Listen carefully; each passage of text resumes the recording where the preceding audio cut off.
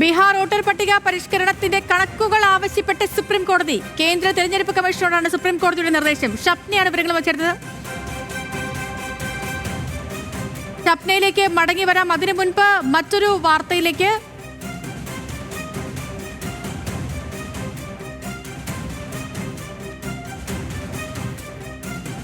Bihar voter പട്ടിക പരിഷ്കരണത്തിന്റെ കണക്കുകൾ ആവശ്യപ്പെട്ടാണ് സുപ്രീം കോടതി ഇപ്പോൾ തെരഞ്ഞെടുപ്പ് കമ്മീഷനോട് കണക്കുകൾ തേടിയിരിക്കുന്നത്. ഷപ്ന, വിവരങ്ങൾ പറയാം.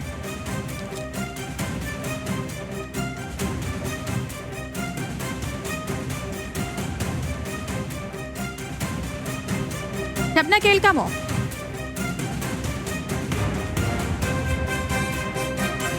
ബീഹാർ വോട്ടർ പട്ടിക പരിഷ്കരണത്തിന്റെ കണക്കുകൾ ആവശ്യപ്പെട്ട് സുപ്രീം കോടതി. കേന്ദ്ര തിരഞ്ഞെടുപ്പ് കമ്മീഷനോടാണ് ഇപ്പോൾ സുപ്രീം കോടതി നിർദ്ദേശം നൽകിയിരിക്കുന്നത്. നേരത്തെയും പലവട്ടം ഈ കേസ് പരിഗണനയ്ക്ക് വന്നപ്പോഴും കോടതി സംശയങ്ങൾ ഉന്നയിച്ചിരുന്നു, വിമർശനങ്ങൾ ഉന്നയിച്ചിരുന്നു. ഇപ്പോൾ തിരഞ്ഞെടുപ്പ് കമ്മീഷനോട് കേന്ദ്രം സുപ്രീം കോടതി കണക്കുകൾ കൂടി ആവശ്യപ്പെട്ടിരിക്കുന്നു. ഷപ്ന, വിവരങ്ങൾ പറയാം.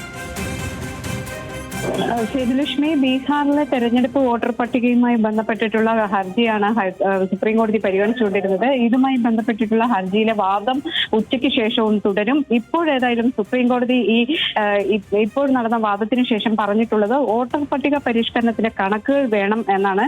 കേന്ദ്ര തെരഞ്ഞെടുപ്പ് കമ്മീഷനോടാണ് സുപ്രീം കോടതി ഇത്തരത്തിലൊരു നിർദ്ദേശം മുന്നോട്ട് വെച്ചത്.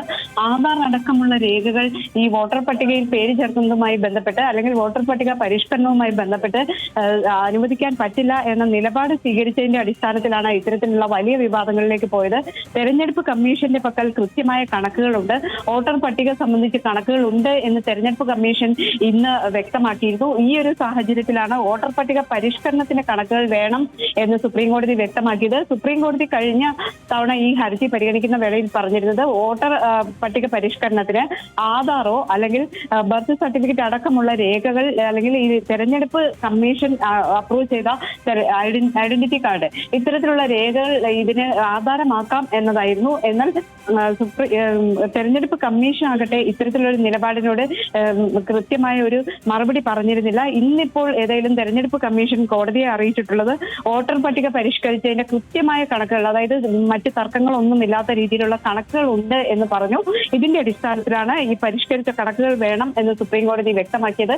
ഏതായാലും ഈ ഹർജിയിലെ വാദം ഉച്ചയ്ക്ക് ശേഷവും സുപ്രീം കോടതിയിൽ തുടരും. ഇന്ന് ഈ വിഷയത്തിൽ എന്തൊക്കെയായിരുന്നു ഷപ്ന തിരഞ്ഞെടുപ്പ് കമ്മീഷൻ കോടതി അറിയിച്ച കാര്യങ്ങൾ? തെരഞ്ഞെടുപ്പ് കമ്മീഷന്റെ നിലപാട് ഇത് സംബന്ധിച്ച് ഇതിൽ വോട്ടർ പട്ടികയിലെ പരിഷ്കരണത്തിൽ അപാകതയൊന്നും സംഭവിച്ചിട്ടില്ല. കൃത്യമായ കണക്കുകളുടെ അടിസ്ഥാനത്തിലാണ് ശരിയായ രീതിയിലാണ് വോട്ടർ പട്ടിക പരിഷ്കരണം നടന്നിട്ടുള്ളത്.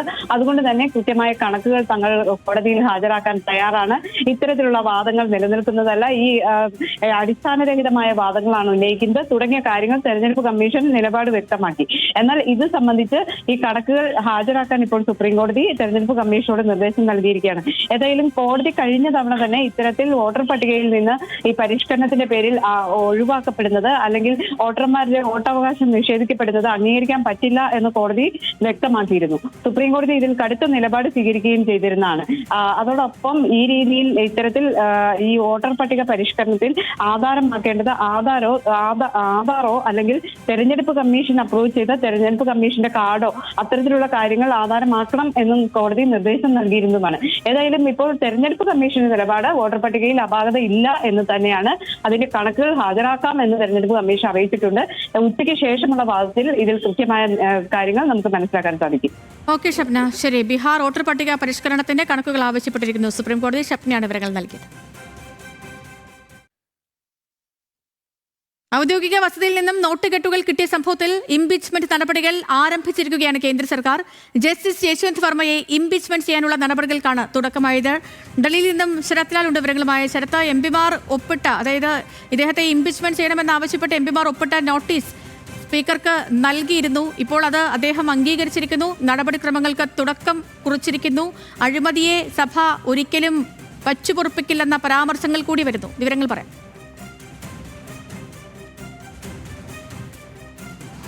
Good afternoon Sethulakshmi. അതുതന്നെയാണ് ഈ പ്രതിപക്ഷം ഭരണപക്ഷം യോജിച്ചുകൊണ്ടുള്ള ഒരു ഇംപീച്ച്മെൻറ്റ് നോട്ടീസാണ് ഇപ്പോൾ ലോക്സഭയിൽ 12 മണിക്ക് സ്പീക്കർ പരിഗണനയ്ക്ക് വെച്ചത്. ഇതിൻ്റെ ഭാഗമായി ഇപ്പോൾ എം പിമാർ ഉന്നയിച്ച ആരോപണങ്ങൾ അതിനെക്കുറിച്ച് അന്വേഷിക്കാൻ നടപടിക്രമം എന്ന നിലക്ക് 3 അംഗ സമിതിയെ നിയോഗിച്ചിട്ടുണ്ട്. അത് സുപ്രീം കോടതി ജഡ്ജുണ്ട്, അതുപോലെ മദ്രാസ് ഹൈക്കോടതി ജഡ്ജുണ്ട്, അതുപോലെ സീനിയർ അഭിഭാഷകരുണ്ട്. സുപ്രീം കോടതി ജഡ്ജി അരവിന്ദ് കുമാർ, മദ്രാസ് ഹൈക്കോടതി ചീഫ് ജസ്റ്റിസ് മഹീന്ദ്ര മോഹൻ ശ്രീവാസ്തവ, നിയമജ്ഞൻ കർണാടക ഹൈക്കോടതിയിലെ സീനിയർ അഭിഭാഷകനുമായ BV ആചാര്യ എന്നീ 3 പേരെയാണ് ഈ കമ്മിറ്റിയിൽ വെച്ചിരിക്കുന്നത്. ഇവർ അന്വേഷണം പ്രാഥമികമായിട്ടുള്ള ഇംപീച്ച്മെൻറ്റ് നടപടിയുടെ ഭാഗമായിട്ട് ജസ്റ്റിസ് വർമ്മയിൽനടക്കം തെളിവെടുക്കും. ഇതിനടിസ്ഥാനത്തിലായിരിക്കും മറ്റുള്ള ഇംപീച്ച്മെൻറ്റ് നടപടിക്രമങ്ങൾ. ഏതായാലും മോദി സർക്കാരിൻ്റെ കാലത്ത് വരുന്ന ആദ്യത്തെ ഇംപീച്ച്മെൻറ്റ് നടപടി എന്ന് വേണം. രാജ്യസഭയിൽ ഇത് ഇംപീച്ച്മെൻറ്റ് നടപടിക്ക് ആദ്യം നോട്ടീസ് നൽകിയത് ഇടതുപക്ഷവും കോൺഗ്രസുമായിരുന്നു. ഈ നോട്ടീസ് പരിഗണനക്കെടുത്തതോടെയാണ് ഉപാധ്യക്ഷൻ രാജ്യസഭാ ചെയർപേഴ്സണും വൈസ് പ്രസിഡന്റുമായ ജൻവിൻ ധൻഖറിന് തൻ്റെ സ്ഥാനം ഒഴിയേണ്ടി വന്നത്. ഇത്രയും വിവാദത്തിലൂടെ കടന്നു പോകുന്ന ഒരു ഇംപീച്ച്മെൻറ്റ് നടപടിയാണ് ഇപ്പോൾ ലോക്സഭയിൽ ആരംഭിച്ചിരിക്കുന്നത്. ഏതായാലും കോൺഗ്രസിൽ ഇതിൽ ചെറിയ ഭിന്നത കൊണ്ട് കോൺഗ്രസോടൊപ്പം ഉണ്ടായിരുന്ന കപിൽ സിബൽ സീനിയർ അഭിഭാഷകൻ ഇതിനെതിരെ പരസ്യമായി രംഗത്ത് വന്നിട്ടുണ്ട്. ഏതായാലും ഇംപീച്ച്മെൻറ്റ് നടപടികൾക്ക് ഏതായാലും തുടക്കമായിട്ടുണ്ട്. സേലക്ഷ്മി. ശരി, ശരത്ലാലാണ് വിവരങ്ങൾ നൽകിയത് ഡൽഹിയിൽ നിന്നും.